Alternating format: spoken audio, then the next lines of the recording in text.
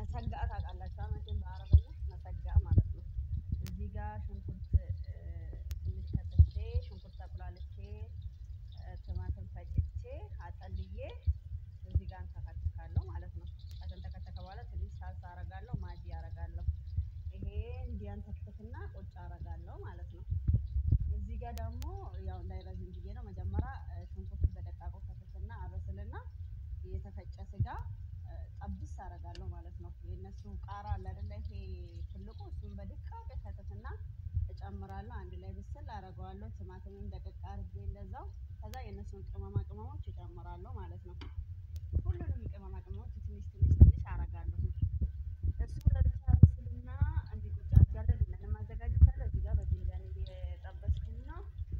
እዚህ ጋር ድንች አለ ድንቹንም እጠብሳለሁ መጨረሻ ላይ ያው አሳያችኋለሁ ማለት ነው መሰጋ እንዴት እንደምሰራ የኔ ውዶች እንግዲህ መሰጋ የሚባለው ይሄ ነው አሁን ፍሬን ውስጥ ልከት ነው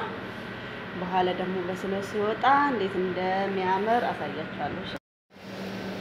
ጋይስ አይታችኋል በቃ በሰለ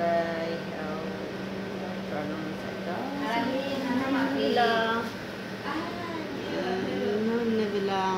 መሰጋ ይሄን ይመስላል መጨረሻ ላይ እዚህ ጋር ሩዝ ሰርተናል በቃ እንግዲህ ሲቀርብ እናሳያችኋለን እሺ ነው ብሎ አንድ ምሽት እናቴ እንደተለመደው ራት ሰራችና ቀረበችልን የሰራችው ምግብ አሮባት ነበርና እኔ አልበላም አልኩ አባቴ ግን ያረረው ምግብ ምንም ሳይል ተመግቦ ጨረሰ እናቴም ምግቡ ስላረረብኝ በጣም ይቅርታ አለችው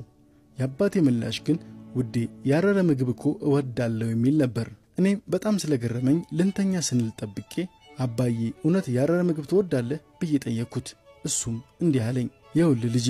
እናተ ሁሌም ጣፋጭ ምግብ ሰርታ ስታበላን የኖረችው ዛሬ እርሟን ባይሳካላት ለምን አዝንባታለሁ ደሞ ከሥራ ደክሟት መምጣቷን አትርሳ በዛ ላይ መጥፎ ቃል እንጂ ያረረ ምግብ ሰውን አይጎዳም አለኝ በፍቅር ህይወታችሁ ደስተኛ መሆን ከፈልጋችሁ አንዱ ባጎደለው አንዱ ይምላ ልብ በሉ ህይወትን እናሟላታለን እንጂ በራሷ ሙሉ ሆና አታውቅም መጥፎ ነገሮችን ብቻ ግዝፎ የሚያሳይ መስታወታችሁን ጣሉና መልካም ትዝታችሁን የምትሰፋ ትንሽዬ መርፌ ያዙ ብሩክሲቲ ነኝ ቸር ቆዩልኝ